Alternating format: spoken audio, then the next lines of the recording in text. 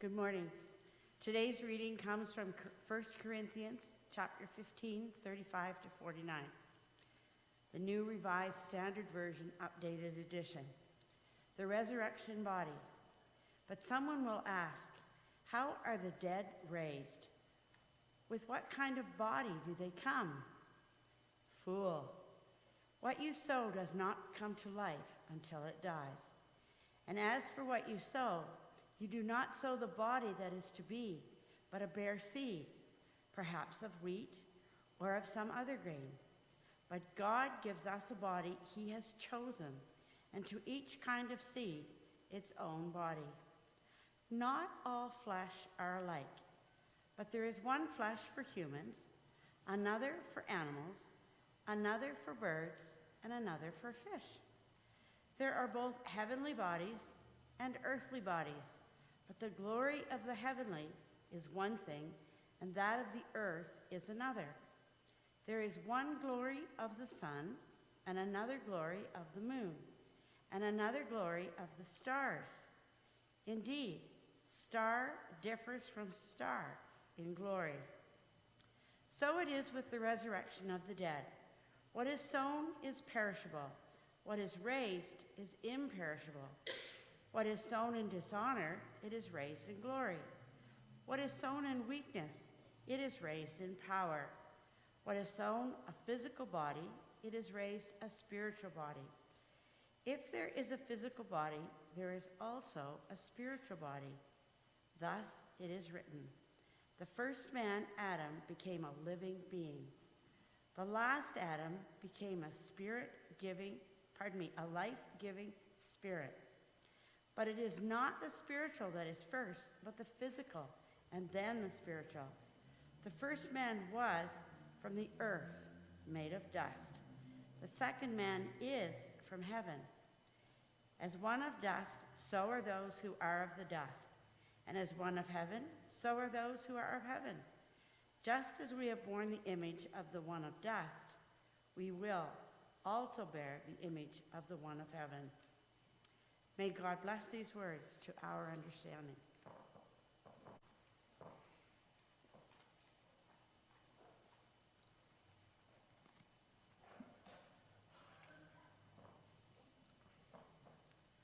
So there have been days this month when I've wondered if this plan of working through 1 Corinthians 15 was all it was cracked up to be. Because Paul challenges me in this chapter. Usually in the church we talk about resurrection in any detail on Easter Sunday, as we tell the story of an empty tomb and visitors and discussions and great joy. But when Paul's talking about the resurrection in chapter 15, he's not just talking about Easter Sunday. He's talking about something broader. Because it's not just the resurrection of Christ that is our promise and our hope, it is the resurrection of us all.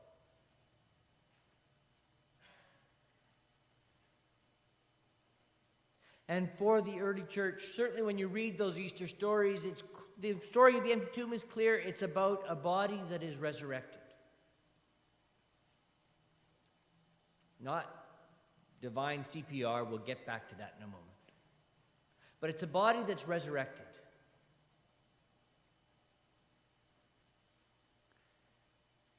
And so Paul is sharing this hope which comes out of his Jewish roots. In Judaism, resurrection, which was a growing belief within Judaism in the first century, was of a body. It wasn't of an immortal soul, a free-floating spirit. For Jewish, resurrection meant body in some form.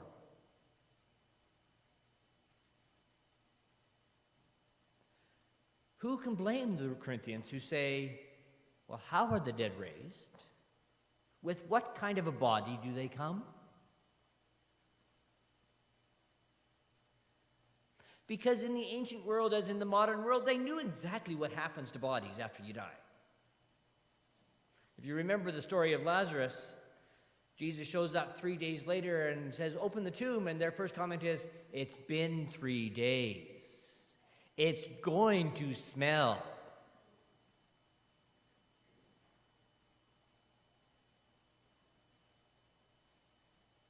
The ancient world knew what happened to bodies. The ancient world also knew that not all bodies are ones we want to be stuck with for the rest of time. Okay, well, how are these dead raised? What is the body? What are you talking about, Paul?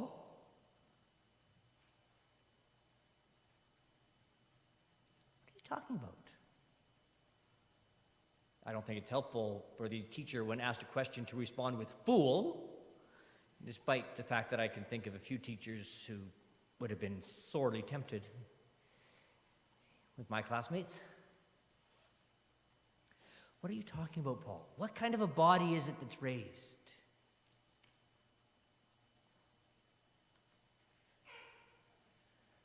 And Paul says, well, it's a body, but it's not a body. It's a body, but it's not the same body.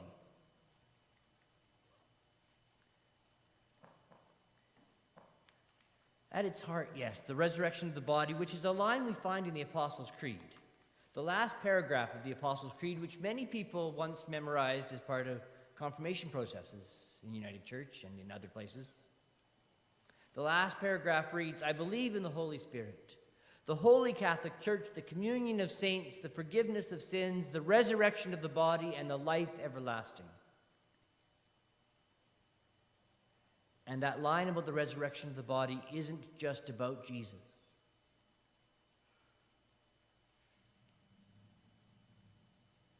It's about us. So what body? The line about the resurrection of the body traditionally has meant, I looked this up, the belief that after death, one's departed soul will be restored or resurrected to a bodily life in heaven. Okay, that doesn't answer many questions, does it? What's this body? I like Paul's image of the seed, one which the Gospel of John has Jesus use as well. In the Gospel of John, Jesus says,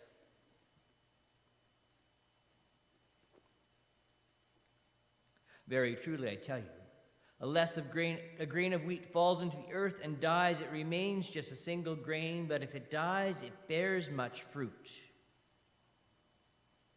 The image of a seed that you put into the ground and, well, you sort of trust that it's going to look like the flower you want it to look like, because a lot of seeds don't look like flowers at all.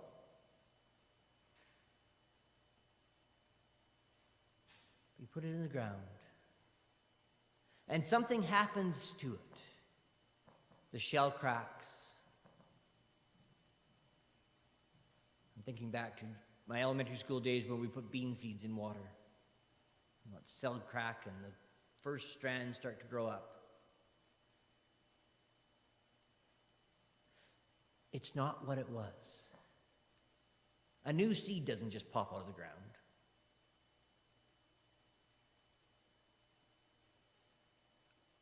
Resurrection, says Paul, is real.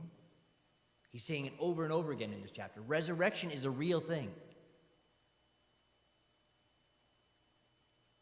It involves a body, he says in this section. Yes, resurrection involves a body. It's not just some free-floating spirit. But the body doesn't have to be the same. The body is different. And our Easter stories themselves attest to that fact. Because in John's Easter story, the one which often gets read on Easter Sunday, Mary goes and meets this stranger and assumes it's the gardener. The resurrection body isn't exactly the same as the body that rose. And yet our Easter stories also say the body is the same because Thomas wants to see wounds in hands and feet. So somehow, and Paul doesn't do a very good job of explaining this, in my opinion. He gets into these heights of rhetoric and misses the point. I might think Paul does that on other occasions as well.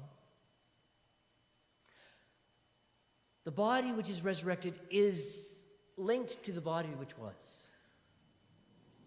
We're not talking reincarnation and rebirth in a new body. That's very much more Eastern than it is Christian. The body which is resurrected is linked to the body which was, but it's also different from the body that was. There's both continuity and discontinuity, which some people might say is a great gift because then you're not stuck with the eyes that don't see very well anymore, or the knee which keeps going out. But there's still a body. Paul is very clear, there's still a body. He calls it a spiritual body, a glorified body, some might say. But Paul's clear there's still something of a body. It's not just body and soul being separated. There's still a body. And I think it made a bit more sense, although it apparently didn't make a lot of sense even then. In the first century, when people thought that this general resurrection was just around the corner, Paul was quite sure he was going to live to see the end of time. He might have been wrong.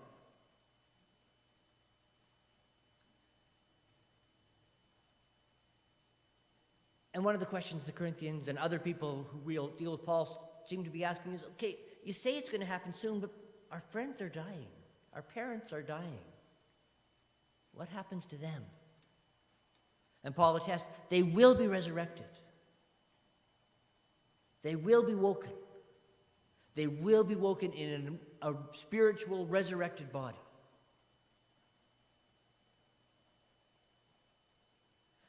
"2,000 years later, many of us still wrestle with this idea of the resurrection of the body. I think there's some people who, when they say the Apostles' Creed, momentarily lose their voice on certain lines.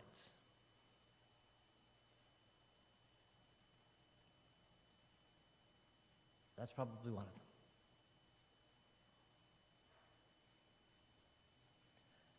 We still wrestle with this idea, what body? What are you talking about, Paul? We know what happens to bodies. They decompose. They turn into compost. They're cremated. What happens then?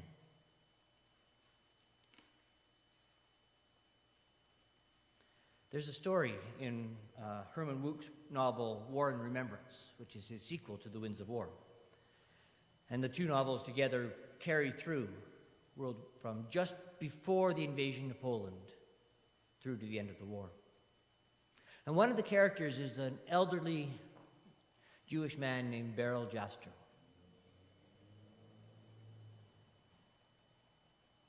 Who sort of stands as an archetype. But Beryl, we follow through the war, he pops in and out. And at one point he's been captured, and he's been forced to work in a commando for the SS, whose job it is to go around. In the beginning of the Holocaust, they were just taking a machine gun to groups of people and throwing them into a mass grave. And eventually, the Germans said, we should probably do something about these mass graves. So Beryl Jastrow is part of a group which is tasked to go from grave to grave, and they build these rudimentary, large cremation vessels, and they're cremating these graves, body by body. And in Jewish thought, cremation was a problem because if you're cremated, how can you be resurrected? What body?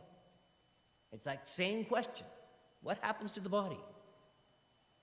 And Beryl Jastrow remembers something he was taught as a child, that there was one part of the body, he described it as a small bone, that's indestructible. And as long as that indestructible bone remains, resurrection is still possible.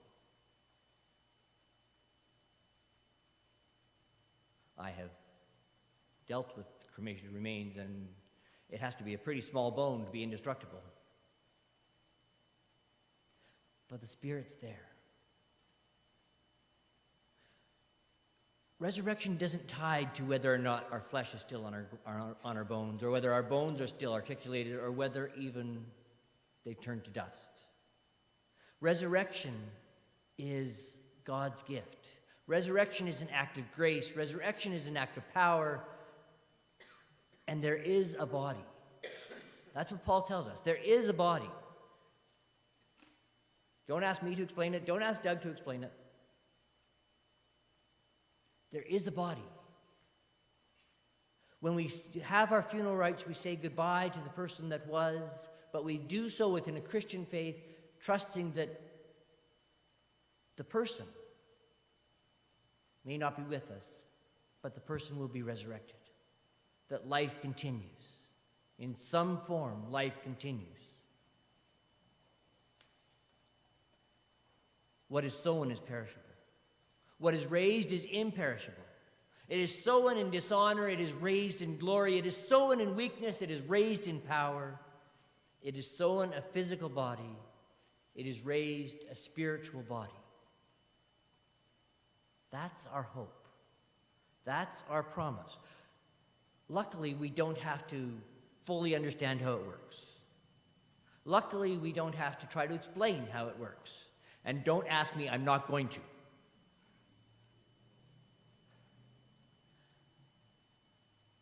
We live in hope. We live in trust. We live for the promise of life that continues, of resurrection that's real. Thanks be to God, who gives us the promise, who gives us the hope, so we can keep going in our joy and in our grief.